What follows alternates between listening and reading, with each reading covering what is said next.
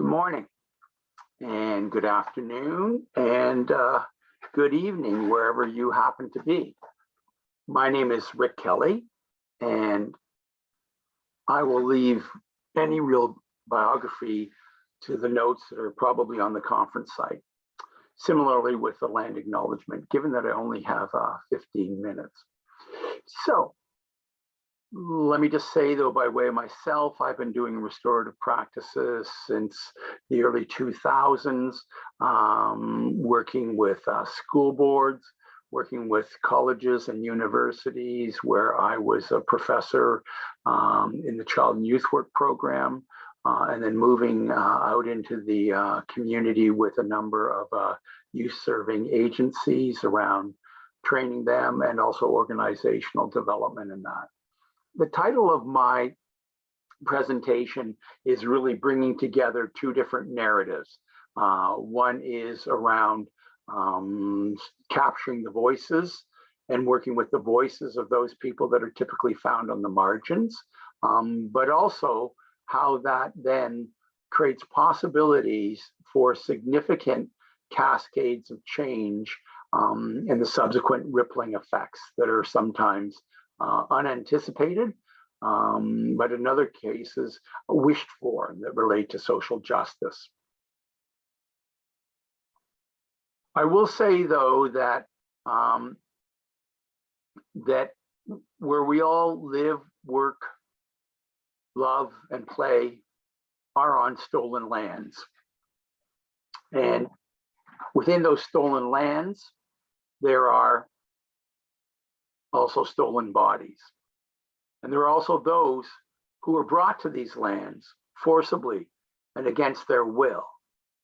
And both groups, First Nations and Black persons, have found their language, their culture, their identities taken from them, which leads us then to think about what's often called primary justice.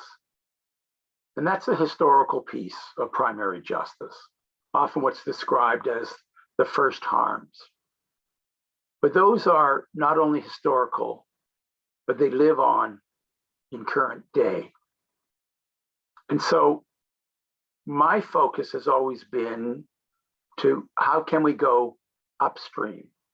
How can we be in a place and work from a restorative lens in order to prevent those things from happening? We certainly can't prevent what's happened in the past, but we can work to prevent those past harms from becoming the scripts and realities for many people of life. And so that's where we need to look at, the social determinants of health, the way in which our neighborhoods and our cities are organized, the way in which schools operate, the way the justice system operates. All of those are under our purview when we think of primary justice and how we can do things differently. And that's where we come to the fact that there are wisdoms. There is wisdom in the margins. And by deep listening, we're able to unlock creative thinking and empower the least empowered members of our communities, or help them actually find their power. And that's where then the dynamics I want to talk about and the concepts start to take place and are given meaning through my actual work with individuals. And it begins with this person here. Simone Walters was a mature student who came into the youth work program in 2012. She was a mother of three. She lived in a neighborhood that would be described by many as problematic, high needs, high priority. But for her, it was her home where she raised her children and where she lived and also worked. She came into the program, did the training that I often offered to students outside of the curriculum in restorative practices and circles. After her first year, summer off, her son, who was 15 years old, was murdered, tragically by another young person. However, she had the depth of character to look at this issue from a much deeper point of view. She knew that if the response was one that was punitive, that vilified the young person and sought revenge, it would only continue the process of harms, that no one would be able to escape unscathed, and there would be no different future for anybody. So she began a process in the year that she took off to work with the community to develop a memorial and a mural that would actually capture the lives of 10 individuals who'd been harmed and lost their lives in the community. She worked with local community stakeholders, residents, the local pastor, the union, and they were able to gather the resources to develop this mural. Then she came back into the program. And by the time she came into the program, after having been away for a year, I'd been asked to join two of my colleagues in the development and the extension of what was called the Social Innovation Hub. And the idea of the Social Innovation Hub was to create habits of mind for these college students that would allow them to build on their experiences, their own voice, their passion, and to convert it using the tools that we gave them into a product, a workshop, and in some cases, a social enterprise focused on social justice. In Simone's case, where her thinking was at when she came back into the program was, we need to build a community center in her community. The idea was certainly worthwhile and well placed. But as I said to her, this would take something like 5 to 10 years. Now, the goals of the Innovation Hub did not necessarily mean that a project needed to be completed, because we were wanting to inculcate students with habits of mind and ways of thinking. So a number of us worked with Simone around networking with other individuals in the city, looking at similar models, looking at funding options and things like that. So when she graduated, she had a number of tools that she could take with her, and certainly the confidence and the belief that her idea was more than worthwhile, that it might even be possible. Then she had the fortune to become hired by an organization called Toronto Community Benefits Network. And the focus of TCBN was to ensure there were community benefits that accrued from any infrastructure builds that happened in the city. And one of the primary areas of focus had to do with local hiring, particularly for the 4 equity groups that they represented: persons of color, women, new Canadians, and also First Nations individuals. One of the benefits, though, of working with various infrastructure builds were other possibilities. And the one possibility that came up was through their work with what was called Metrolinx. Metrolinx was mandated to build transit throughout the city. And they were building what was called the Crosstown Eglinton transit system that would run right through Simone's community. So negotiations with Metrolinx, amongst many other things that were discussed, there's a discussion of land to build a community center. And they did. They offered 32 meters of frontage to build a community center. And by that time, the community had already done initial drawings by an architect and were well on their way to taking an idea that certainly had the force of Simone's passion to be able to take that to the next step. Unfortunately, though, Metrolinx reneged on their promise in 2020. The trouble is, as anybody knows who's done community work, is that if you take away something that you have guaranteed a community that has put their heart and soul into, it is kind of like wakening the bear.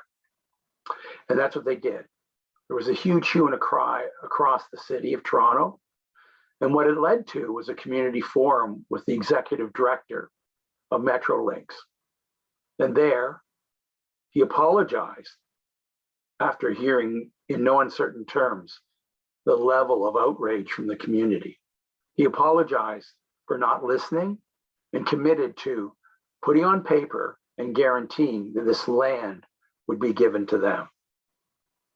And additionally, the premier of the province, a conservative premier, asserted that he would ensure that this land would be given to the community.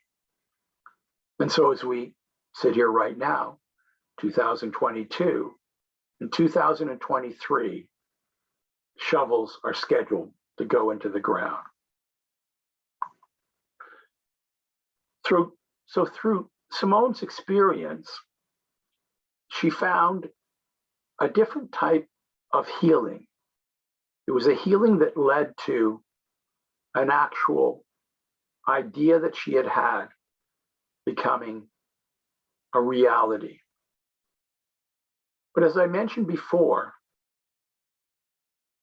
when we engage with people and their voices and what's centrally important to them and begin to open up possibilities, then that starts a process of cascading changes, what's often called the butterfly effect.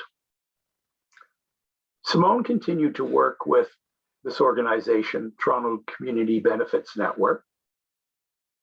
And in this summer of 2016, the provincial government offered envelopes of funding for Black youth.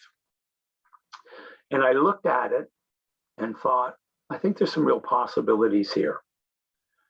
And so what I did is I approached the director, Rosemary Powell, and Simone, and I laid out the idea and mapped out a program model that could address their central mandate and strategic vision, which was to ensure more hires from the various equity groups.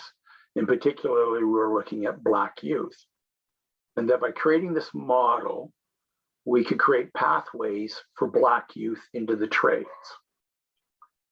And then with Rosemary and Simone, other agencies were drawn in, and we created what was called Next Gen Builders.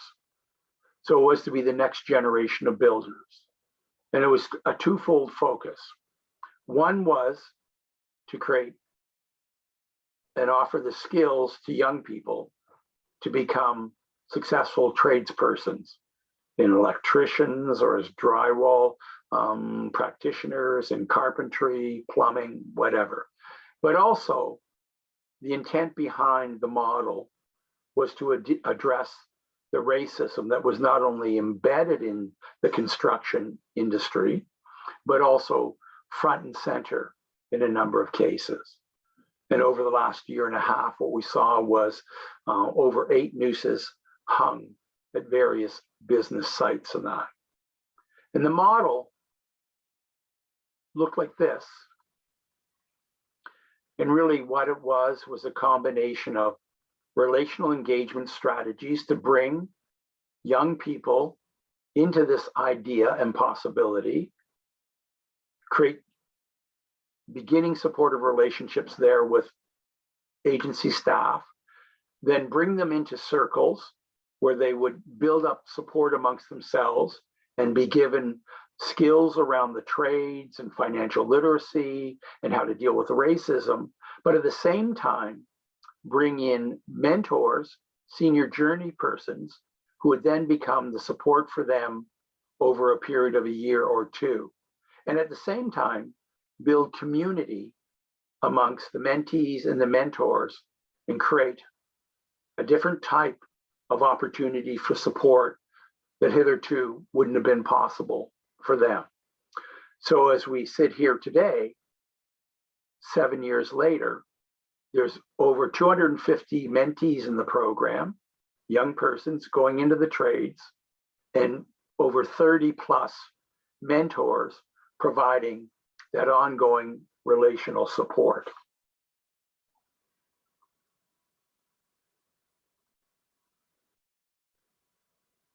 All of these examples illustrate that transformation takes time. And that's something that we often don't devote enough energy or thinking to, around how long it takes not only to take an idea, a passion, someone's voice, and begin the process of converting it into actual programs, but how do we sustain it over time so that it can become mature and robust? And that's oftentimes why I think of, and when I go on my walks through our local pond and conservation area, think of ecosystems that are able to sustain themselves over time through the various stages of development while still maintaining a core integrity around all the diversity that's found within an ecosystem. So I think that we need to think differently about our work, move beyond just thinking about restorative justice, which is equally important, the individuals involved, but how do we think about a practice that is focused on transformation and systemic change and social justice and racial justice and economic justice? So I often like to use the quote that we make the path by walking it. And I think that's what we need to do, is follow the lead of those that actually know how to get there. Thank you for your time.